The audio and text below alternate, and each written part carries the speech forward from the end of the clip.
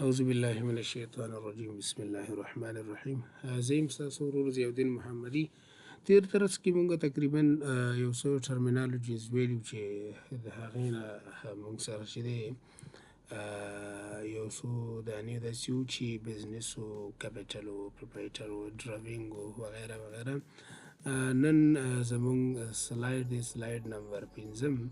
اولنی چې کوم دی په ټرمینالوجیز کې د محاسبې ټرمینالوجیز کې اصطلاحاتو کې اولنی دی مونږ سره ټرانزیکشن یا پښتو کې مونږ ورته ویلی شو راکړه ورکړه.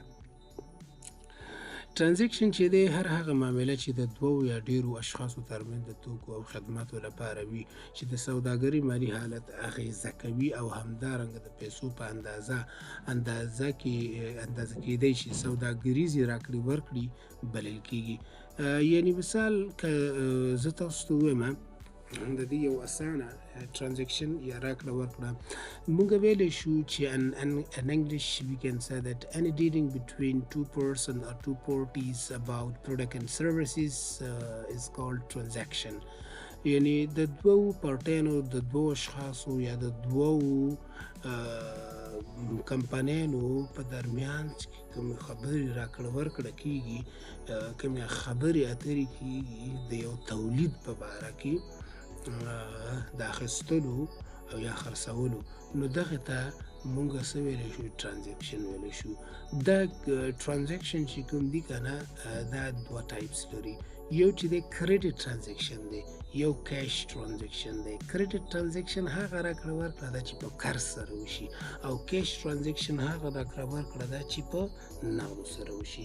ووچر څه ته ویلی شي؟ ووچر د سوداګریزې راکړې ورکړې هر ډول لیکلي شواهد د ووچر په نوم یادیږي. یعنی ووچر چې دی که نه هر هغه ایویډنس، هر هغه کله چې مونږه مثال کله چې مونږه راکړه ورکړه کوو که نه، کله چې مونږه یو څه اجناس اخلو یا یې خرڅوو او هغې کې مونږه یو څه ووچر ورکوو، یو څه پروف ورکوو، یو څه ثبوت ورکوو. صحیح ده.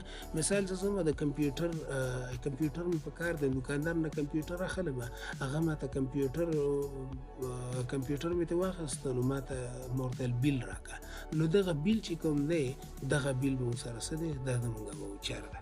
صحیح ده که نه؟ او ووچر چې دی هغه کیش میمو هم کیدلی شي او انوایس هم کیدلی شي.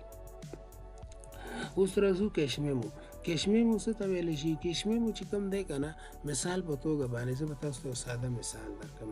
مثال په طور زه یو دوکاندار ته ځم، زه ورته وایم چې ما ته کمپیوټر راکړه، نو کمپیوټر مې چې واخیسته زه ورته وایم د دې وګوره دا څومره ریم دی، دومره ریم دی، هر څه چې مکمل هر څه ډیل مې وکړو، نو ما ته وایي چې 11,000 روپۍ باندې به زه دا کمپیوټر درته درکړم. نو چې کله ما هغې ته 11,000 روپۍ ورکړې، نو زه خو د بزنس دپاره دا کمپیوټر اخلم، نو چې بزنس ته د کمپیوټر راوړم، نو بزنس خو ما ته وایي چې یو پروف خو راکړه راته یو څه که نه، نو هغې نه به بیا کیش میمو ما ته راکوي. هغه ما ته لیکي چې مثال دومره روپۍ باندې په دومره که مثال کمپیوټر دی، دومره ریم دی او دومره چې دی هارډ ډسک دی وغیره وغیره، په دومره روپۍ باندې ما دې ته ورکړه. صحیح ده، په 11,000 افغانۍ. نو دغه کوم ایویډنس، کوم کاغذ چې تاسو ته درکوي لیکلی شوی، کومه ورقه شواهد یا شهادتنامه چې کومه تاسو ته درکوي که نه، دغه ته مونږ کیش میمو ویلی شو. خو دغه چې دی اکثریت په نغدو باندې ښه په قرض باندې نه وي. صحیح ده. کیش میمو څه وي؟ په نغدو باندې د یو چا نه سودا وکړله او هغې تا ته یو رسید درکړه او درته ولیکل چې مثال دومره روپۍ باندې ما درته دا خرڅ کړه، خلاص. صحیح ده که نه؟ یا د دې یو اسانه مثال به زه دا درته درکړم چې تاسو کله مثال پارکینګ کې ګاډی ودروئ که نه، نو پارکینګ کې چې د ګاډی ودرو، صحیح ده، چې کله یې راوباسي نو یا مثال کله چې ګاډی ودرې نو هم تا ته وایي چې مثال دومره پارکینګ یو ورکه درکړي درته په دومره روپۍ باندې، مثال 50 روپۍ باندې دا ورکه ده، او ورکه درکړي بالکل رسید درکړي، نو تا ته پته ولګي چې یاره مثال دغه 50 روپۍ ما دې ته ورکړي. نو دغه ورکه چې کوم ده دې ورکې ته مونږ کیش میمو ویلی شو. صحیح ده. او رسید چې دی انوایس هغه لیکلی شوي شواهد دي، اسناد دي چې د پلورونکي لخوا پیرودونکي ته د توکو د کریډیټ پلور لپاره یعنې ورکړل شوي ده. یعنې مثال هغه انوایس هغه شواهد دي چې کله مثال د قرض په عوض خلکو ته ورکول کېږي. یعنې مثال احمد کاروبار شروع کړی و، احمد چې دی که نه کمپیوټر ته ضرورت شو، لکه تیر ویډیو کې ما ویلي مثال 10 کمپیوټر یې راوغوښتې، صحیح ده، خو په قرض یې راوغوښتې، نو هغوی ورته یو انوایس راولېږه چې مثال 10 کمپیوټر دي، ډیل دی، مثال کورای 5 دی، کورای 7 دی، کورای 3 دی، دا ټول دي 5 جنریشن دی، دا مکمل هغه کوم چې د هغه بیکګراونډ ډیټیل هغه یې لیکلی دی او راوړه ورته انوایس ورته مخته کېښود چې دغه انوایس دی، دغه دومره پیسې تا پسې چې دی بقایا دي، صحیح ده. نو دغه هم یو رسید دی، دغه کوم انوایس چې دوی رالیږي، کوم رسید چې دوی رالیږي د قرض، دغه ته مونږ انوایس ویلی شو. سوداګریز توکي یا مرچنډایز دی. مرچنډایز هغه توکي دي، هغه اجناس دي چې مثال په کوم شکل دی واخیسته، په هماغه شکل یې واپس خرڅې. یعنې مثال مونږ به اسانه مثال داسې والو، یو دکاندار دی ځي د سټور نه چې دی بالونه راخلي، جیم بالونه، یا مثال هاټ بالز دي که نه، یا بیټونه راخلي، دا بیټ رالي راواخیسته، همدلته یې په خپل دکان کې بیا خرڅ کړه. نو دغه چې دی څه دي، دا مرچنډایز دي، صحیح ده که نه، سوداګري توکي دي. ذخیره څه ته وایي؟ ذخیره که چېرته مثال یو دکاندار دی او هغه یو خامخا هر یو دکاندار یو سټاک لري، یو انوینټري لري چې مثال دومره سامان راغی، دومره لاړ، یا دومره سامان په سټاک کې موږ سره پروت دی، صحیح ده که نه. مثال احمد د کاروبار شروع کړی دی، کمپیوټر یې راوړي، صحیح ده، 200 کمپیوټر ته ضرورت شو چې یاره ګورو موږ سره سټاک کې څه شته که نشته. نو کله چې 200 کمپیوټر راوړي، دا 200 کمپیوټر خو په خپل دفتر کې نه ږدي که نه، د دې دپاره یو ذخیره ځای دوی دا کړی، یو موجد وي، صحیح ده که نه. نو دی دا کمپیوټر راواخلي او چېرته کېږي، په سټاک کې کېږي، صحیح ده که نه. دغه چې په کوم ځای کې د کمپیوټر ږدي، دغه ته مونږ سټاک وایو، صحیح ده که نه. بیا چې دی که نه، یو دې کې مونږ سره دوه قسمه سټاک راځي، یو کلوزینګ سټاک دی، یو اوپننګ سټاک دی، یا کلوزینګ انوینټري ده یا اوپننګ انوینټري ده. دواړه تقریبا یو شی دي، دومره فرق پکې نشته. کلوزینګ سټاک څه مطلب، یا اوپننګ سټاک څه مطلب؟ اوپننګ سټاک دا دی اوپننګ سټاک مطلب دا دی چې بزنس ته شروع که، هېڅ هم در سره نشته، 1,00,000 روپۍ مثال احمد راوړي، بزنس یې پې شروع که، کاروبار کې پیسې واچولي، صحیح ده که نه. نو بیا دا لاړه 200 لیپټاپ یې واخیستی، چې 200 لیپټاپ یې واخیستی، نو او راوړي په دې 200 لیپټاپ یې چې دی خپل بزنس هم شروع که، نو خو 1,00,000 روپۍ چې دی بېلې مصرف کړي دي، صحیح ده که نه. یا په دې 1,00,000 روپو کې د 200 لیپټاپ یې مثلا $1,00,000 راوړي دي، په 1,00,000 روپۍ کاروبار شروع کړو، په $1,00,000 کې چې دی همدغه ډالرو کې چې دی لیپټاپ یې هم راوړي، لیپټاپ یې بزنس ته راوړي، دی په سټاک کې کېښودي. نو دغه چې کوم سټاک ته راغلی، چې په کوم تاریخ را دننه شو، یعنې مثال په جنورۍ کې، صحیح ده که نه، یا په اول د حمل باندې، یا په اول د جنورۍ باندې دا راغله، صحیح ده. مثال جنوري 2025 کې دا راغله، نو دغه ته مونږ اوپننګ سټاک ده. کلوزینګ سټاک بیا څه ته وایي؟ مثال د 50,000 روپو، د 50,000 ډالرو مونږ لیپټاپ یې راوړي، صحیح ده که نه. نو دا چې مونږ کله سټاک کې کېښودل، دا ته مونږ اوپننګ سټاک دی، یعنې مونږ به لیکو چې اوپننګ سټاک زمونږ 50,000 لیپټاپ دي. چې کله مونږ اینډینګ د کال اخره کې چې مونږ ګورو، د کال اخره کې مونږ ځو خپل سټاک ګورو چې څومره پاتې، چې وملیده مثال 50,000 م راوړی وي، 20,000 پاتې، نو دا 20,000 بیا چې دی په دسمبر میاشت کې، 12مه میاشت کې به مونږ دا 20,000 چې دی دا به اینډینګ سټاک شي، پوه شوې. ښه، اوس د دې نه بعد چې دی که نه مونږ راځو تبادلې ته. تبادله یا ټرناور، صحیح ده که ټرنور څو معنا ورکوي، خو مونږ به د محاسبې په لحاظ باندې مونږ دا چې دی تشریح کړو، صحیح ده. ټرناور چې دی که نه څه وایي، د عاید یا خالص عاید په نوم هم پېژندل کېږي. تبادله د پلور ټول مقدار دی چې تاسو یې په ټاکلې موده کې ترلاسه، یعنې مثال هغه شتمني، هغه پیسې چې کوم مونږ په یو ټاکلي وخت کې زموږ بزنس ته راځي، صحیح ده که نه. ټوټل ریونیو چې زموږ بزنس ته راځي په ټاکلي وخت کې، یعنې مثال په یو میاشت کې مونږ څومره ټرن اوور کړی ده، څومره پیسې مونږ لاسته راوړي دي، په یو سمسټر کې، یعنې مثال په 6 میاشتو کې مونږ څومره ټرن اوور کړی ده، څومره پیسې مونږ یا څومره پیسې مونږ تبادله کړي دي، صحیح ده که نه. اجناس مثال خرڅ کړي د هغې په دغه موږ ته پیسې راغلي دي. بیلانس څه ته وایي؟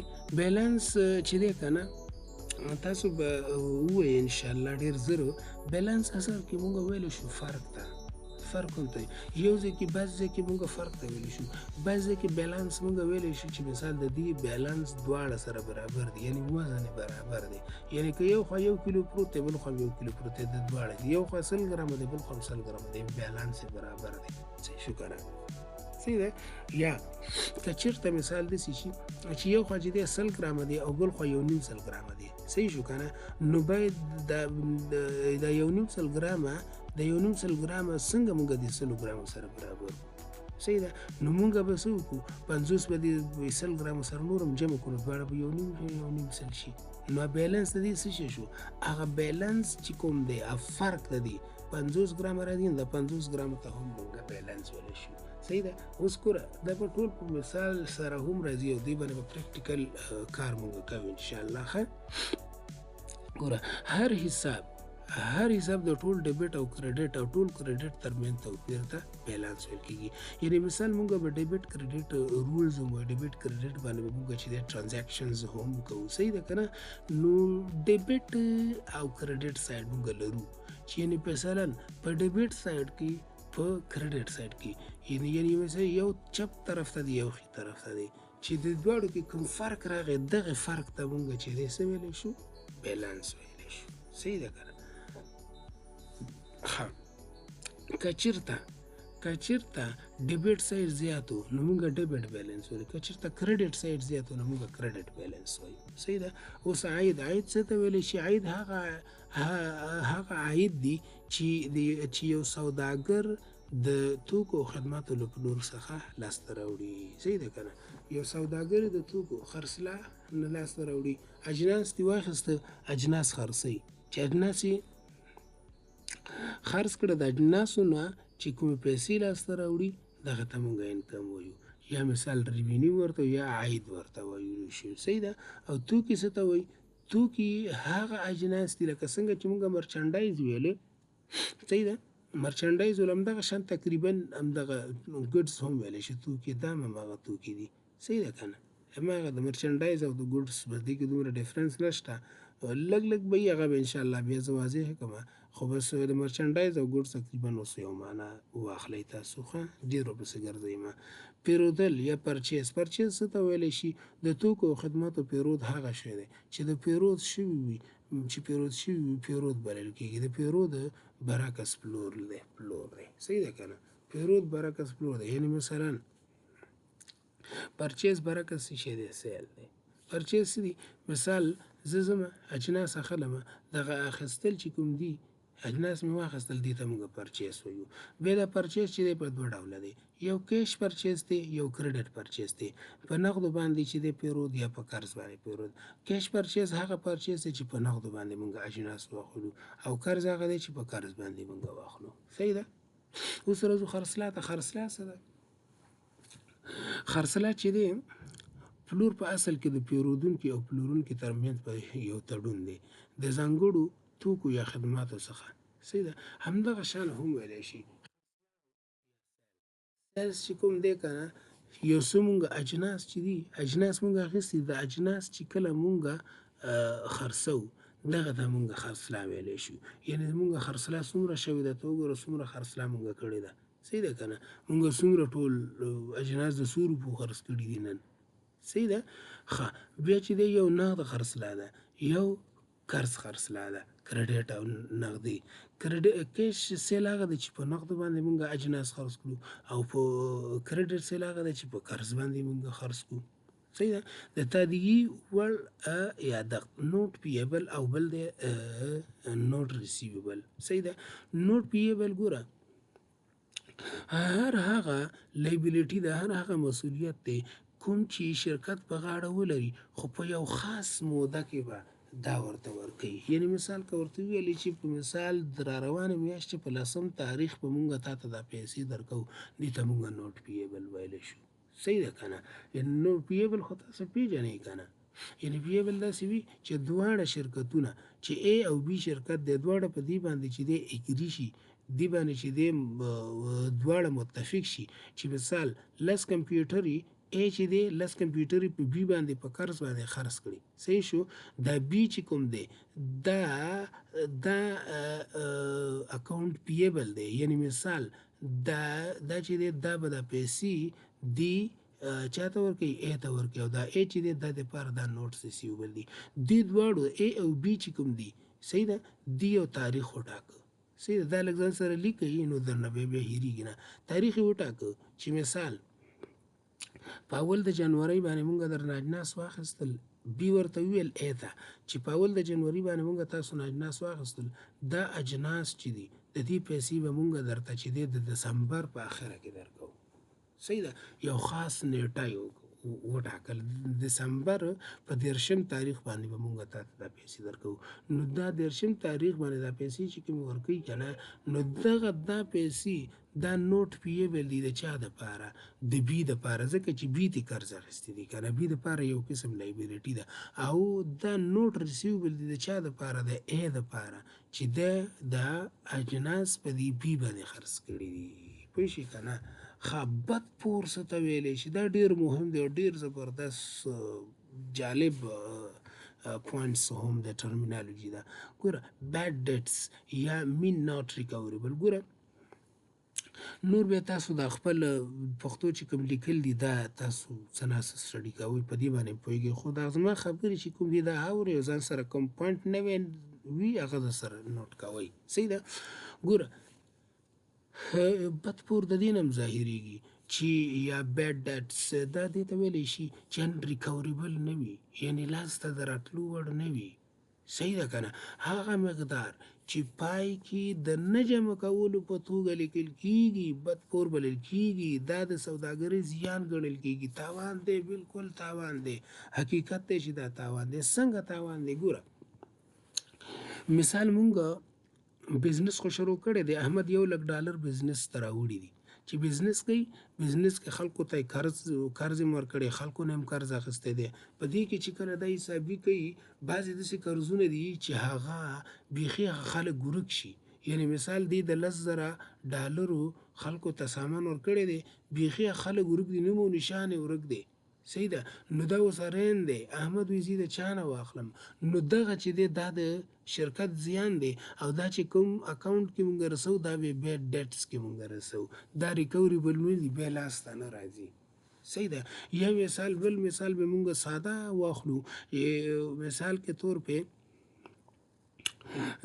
احمد په $1,00,000 باندې بزنس شروع کړی دی بزنس ته بس مزید او چرچی دي صحیح ده په دې کې چې دی دغه ته کوم چې دوی سره کوم صفاکار دی یا مثالګار دی هغې ته پیسې ورکړي چې ته دا پیسې واخله د $1,00,000 واله او دا لاړ شه بینک کې جمع کړه نو دا چې کله په لاره ته دا غلو وشو کو غلو ته دا پیسې چې دی پټې کړي چې غلو ته دا پیسې پټې کړي یا غلو چې دی دا پیسې ته په زوره واخیستې صحیح ده دا پیسې ناټ ریکوریبل دي دا بیډ ډیټس کې مونږ ریکارډ کوو چې مثال دا بیډ ډیټس دی دا به چې دی د دې لپاره یو زیان ده صحیح ده که نه هغه پیسې چې کوم بېرته د لاس ته راوړلو وړ نه وي دې ته مونږ بیډ ډیټس ویلی شو ښه بل چې دی آوټسټینډینګ ایکسپنس دی یا اکرود ایکسپنس دی صحیح ده هر هغه مصارف کوم چې په مونږ باندې راغلي وي یعنې زمونږ په سر بوج وي یا زمونږ په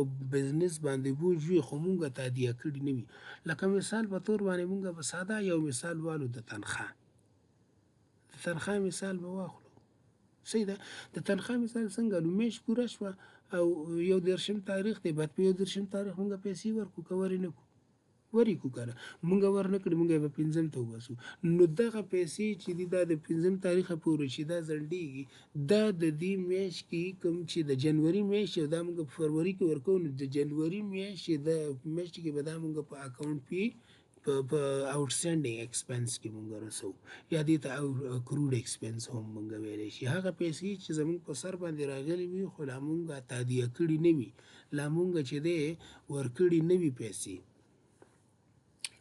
پوهېږئ که نه یا مثال د میاشتې تنخواه پوره شوه صحیح ده د یو میاشتې تنخواه چې پوره شوه نو پیسې برابرې نه شوې، زه په بله میاشت کې به مونږ درته دا تنخواه درکړو. نو د دغه میاشتې تنخواه چې دی د بزنس دپاره آوټسټینډینګ ایکسپنس شو. صحیح ده. په بوج یې باندې راله، په دې په بزنس باندې بوج شو خو لا ورکړي نه دي که نه، نو آوټسټینډینګ ایکسپنس شو.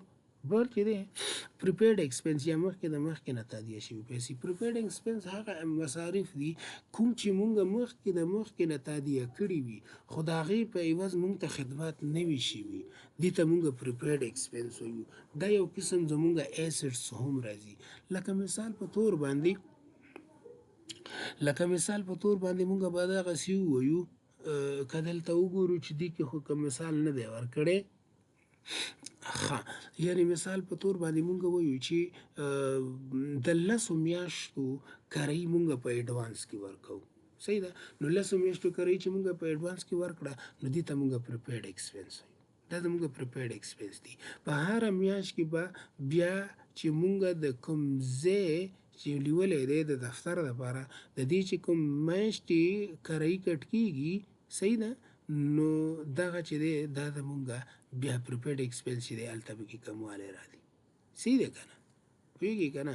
پریپیډ ایکسپنس هغه مصارف دي چې مونږ مخکې نه کړي وي، یعنې مخکې نه مونږ مصارف کړي وي خو لا مثال ورکړي پیسې مو ورکړي دي خو لاسته خدمات هم لاسته نه دي راوړي. دا د هغه لګښتونو معنا ده چې په پرمختللې توګه تادیه شوي وي مګر لا هم پای ته نه وي رسېدلي، یعنې مونږ ورکړي دي خو لاسته هم نه دي راوړي. صحیح ده که نه؟ سوري، مونږ پیسې ورکړي دي خو د هغې خدمت لازم پوره نه دی. یا مثال د 10 میاشتو کرایه مونږ ورکړه ورته خو مونږ اوس 5مه میاشت ده، صحیح ده که نه، زمونږ مثال په اکتوبر کې ختمیږي تنخواه پیسې د کرایي ټولې پیسې چې کوم پریپیډ ایکسپنس مونږ کړي ختمیږي خو 5مه میاشت لا ختم نه دي، نو دغه چې کوم دی پریپیډ ایکسپنس ده. بل چې دی که نه ان ارنډ انکم ده. ان ارنډ انکم هغه عاید دی چې پرمختللي ډول ترلاسه شوي وي مګر په روان کال کې ترلاسه شوي نه وي، غیر ترلاسه شوي عاید بلل کېږي. یعنې مثال ان ارنډ انکم څه وي؟ ان ارنډ انکم هغه وي چې مثال مونږ لاسته راوړي وي خو لا ګټلي نه وي. صحیح ده. لکه څنګه مثال په تور باندې مونږ واشنګ ماشین چې دی مصري ته ویوړه. صحیح ده. مصري ته چې واشنګ ماشین ویوړه، واشنګ ماشین مصري ولیده وی په دې خو دومره خرچه راځي. صحیح ده. ما ورته ویل چې ها بالکل واله یا مثال 1000 روپۍ مو ورکړي چې 1000 روپۍ په دې باندې خرچه راځي، 1000 روپۍ ما ورکړي. صحیح ده. دا 1000 روپۍ ما هغې ته ورکړي خو هغې دپاره دا ان ارنډ انکم شو، یعنې دی لا ګټلي نه دي. چې کله په دې واشنګ ماشین کې کار وکړي هر څه فټینګ مټینګ هر څه وکړي چې څه مشکل دي هغه جوړ کړي نو بیا به دا انکم ته بدلېږي. دا دې ته مونږ ان ارنډ انکم وایو. یعنې مثال ور دې کړي خو هغې لا ګټلي نه دي. صحیح ده که نه؟ ان ارنډ انکم نه ګټلی شوي عاید. صحیح ده که نه؟ ښه، بل چې کوم دی ترلاسه شوي عاید یا اکروډ انکم هغه انکم دی چې لاسته دې راوړي وي خو چې ګټلي دي وي خو لاسته دې نه وي راوړي. صحیح ده که نه؟ لکه مثال کریډټ پرچیز، په قرض باندې د اجناس خرڅ کړو، صحیح ده، ودې ګټلي پیسې دې وګټلي خو لاسته خو دې راوړي نه دي که نه. صحیح ده که نه؟ په قرض باندې د اجناس یو کس ته ورکړه، لاړه اجناس یې ویوړه، صحیح ده، تور پس دلته پیسې ولیکلې، پیسې خو دې وګټلې خو لاسته دې نه راوړي، دې ته مونږ اکروډ انکم وایو. صحیح ده. بل چې دی تخفیف دی، تخفیف خو تاسو پېژنئ. تخفیف چې دی که نه شرکت د کسټمر دپاره د ګاهک دپاره یا یو شرکت د بل شرکت دپاره چې کوم تخفیف کوي، کوم کمیشن ورکوي یا څه ناڅه ګزاره ورسره کوي دغه ته مونږ تخفیف وایو. په فیصدۍ کې وي یا مثال په 100 کې 10 یا 20 روپۍ چې ورکوي. صحیح ده. ښه، کیش یو دا د ډسکاونټ چې دی دا کیش ډسکاونټ دی او کریډټ ډسکاونټ دی. کیش ډسکاونټ دی چې مثال نقد لاړ چې یو احمد دی د محمود دکان نه سودا اخلي، کمپیوټر اخلي، په 10,000 روپۍ کمپیوټر دی ورته 10,000 ورکوي، هغه ورته دا 1500 روپۍ ستا کیش ډسکاونټ شو. صحیح شو که نه؟ او کریډټ ډسکاونټ څه دی چې په قرض دې واخیسته خو تا ته یې وویل چې زه بس دا 1500 روپۍ چې دی دا ستا دپاره د ما د خوان شي، دا کریډټ پرچیز، کریډټ ډسکاونټ.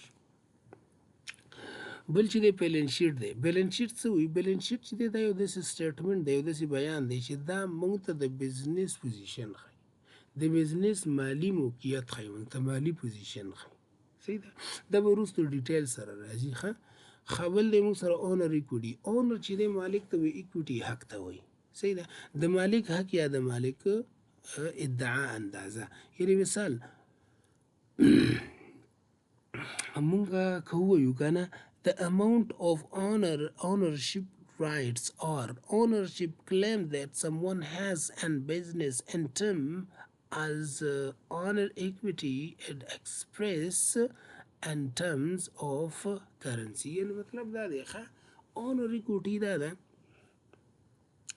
د مالک حق هر هغه څه چې بزنس کې وي، چې بزنس کې څه وي، بزنس کې پراته وي، که هغه نغده وي، نغدې پیسې وي، که هغه مثال په چای قرض وي، که هر څه وي، که هغه فکس ایسیډ وي، که هغه کرنټ ایسیډ وي، دا ټول چې دی دا اونر ایکوټي ده، دا د مالک حق دی. څه شی دی؟ دا د مالک حق دی. صحیح ده. هر هغه څه چې یو مالک یا د کاروبار پروپرایټر په دې ادعا کولی شي چې دغه اجناس زما دي، دغه پیسې زما دي، دې ته اونر ایکوټي وایي. او ګټه څه ته وایي؟ یا پروفیټ څه ته وایي؟ پروفیټ چې کوم دی تاسو ته پته ده، خرڅلاړه چې کله لګښتونه لاړ شي نو عاید لاسته راځي. صحیح ده. ګټه لاسته راځي. نو دغه چې دی د مونږ نننی درس و، انشاءالله راتلونکي کلاس کې به کوشش وکړو، کوشش انشاءالله چې مونږ دغه شروع کړو ډیبټ کریډټ رولز باندې به خبرې کوو انشاءالله، او هغې نه بعد به چې دی مونږ انشاءالله که د الله رضا وي جرنال به شروع کوو. نو باید دغه کوم اصطلاحات چې مونږ وویل د سره ځان اشنا کړئ، کوشش وکړئ لږه سټډي وکړئ ورته او وګورئ، دغه په دې باندې پوه نه شئ بیا هم موږ نه پوښتنه کولی شئ په کمنټ سیکشن کې. زمونږ د پیج یا د کوم یوټیوب چینل چې دی سره سبسکرایب کړئ، نورو ملګرو سره هم شیر کړئ تر څو ټول ترې مستفید شي. ډېره زیاته مننه. کور مو ودان، خوشحاله او بریالي اوسئ. السلام علیکم ورحمة الله.